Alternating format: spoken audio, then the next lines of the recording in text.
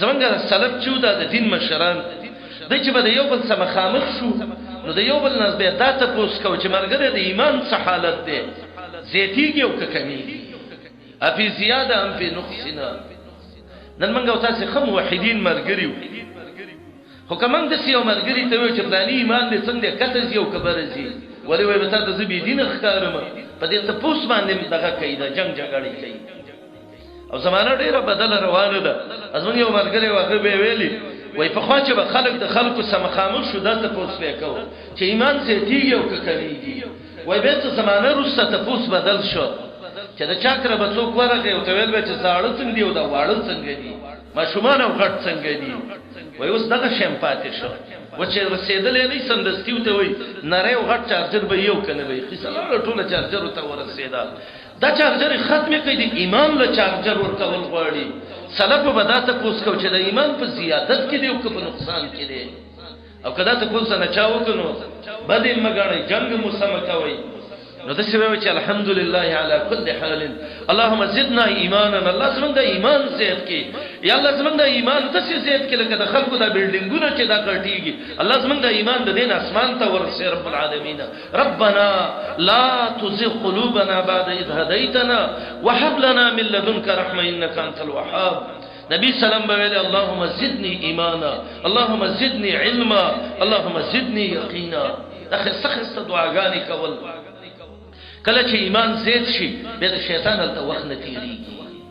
ځکه دا تاسو معلوم دي خلک وای د غټ بوټي د لاندې وړو کې بوټي وده نه کوي د ایمان چې کله دا څنګه را پریدي په دې سړی باندې د خلم سم شي وګونم سم شي سترګم سم شي خپم صحیح زړم صحیح سوچونم صحیح شیطان د چا بچی دی چې غلط شپو کی رسول الله علیه السلام وای کله چې دا بانګ شروع شي څه شي شروع شي بانګ اذان الله اکبر الله اکبر او دا الله د لویوالي دا چغه او دا کړنګازي شروع شي وای ادبر وله زورات شیطان به د ټینګې دوه چرته له منډه کې او څارندونه وایو حوان تی وزي او رواني ښه کله چې باندې ختم شي شیطان بیره وګرځي د انسان د زړه کې وسوسه اچي وای اذا سوي به بالصلاه کله چې اقامت شروع شي نو په ادبر به شاکي او منډي کې نو چې کله اقامت ختم شي نو بیا راشي د خلکو د زړونو کې وسوسه چي اذكر کذا فلانه دکان یاد کا اذكر کذا افلانی ترزوی سره معامله ده افلانی پټی سره افلانی ډیپټي به څنګه شي اکور کې کار به څه یا بجلی به څنګه یا ټلیفون به څنګه یا ګیس به څنګه دا چاخیو ته شروع کی نو بس انسان ګډ وډ کې نو پته نه لګي چې دوه رکعات مې وکړو کدرې مې وکړو یو رکعت مې وکړو کني مې وکړو شریعت ته ویل چې به سوچا وسې د صحوه وکاخر کې چې دا شک دې پیدا شو چې مون مې وکړو کدرې کړو کڅالور دې نو ته غالب یقین باندې ورشه او د الله نبی وایي خلک د سجدي وکړه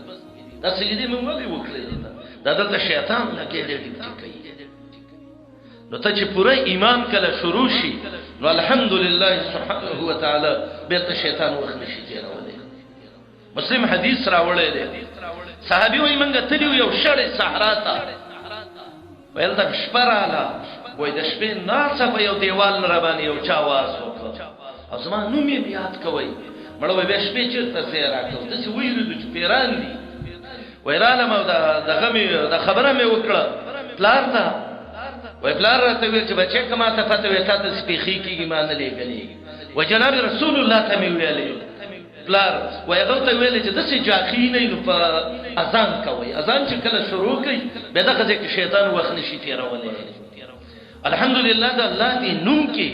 پوره ایمان د انسان سره کې راځي به شیطان ته وخت نشي تیرولې قران کریم کې راځي کنه چې انه ليس له سلطان على الذين امنوا وعلى ربهم يتوكلون د شیطان په متوکلین او مؤمنانو باندې غلبه نشته دي او نه پیراتلی شي او بعض علما وایي چې شیطان نزان ساتي نو یو دار چې روزه شه روزدار انسان شیطان د سړي تعلق نه ساتي او بل سبب د علم وایي دوام ذکر الله همیشه الله یا دوام قران کې الله څه وایي استحوذ عليهم الشیطان فانساهم ذکر الله و شیطان په غالب شه ذکر الله ذکر یې کړو ظاهری معنی د دې آیات دا ده چې کله انسان د الله ذکر پری دی نو به شیطان په هغه باندې غالب کیږي. او پنځم علما وی وصحبه قوم صالحین وکله چې ته د نیکانو خلقو سکینی نو به ان شاء الله شیطان ستغفال نه راځي.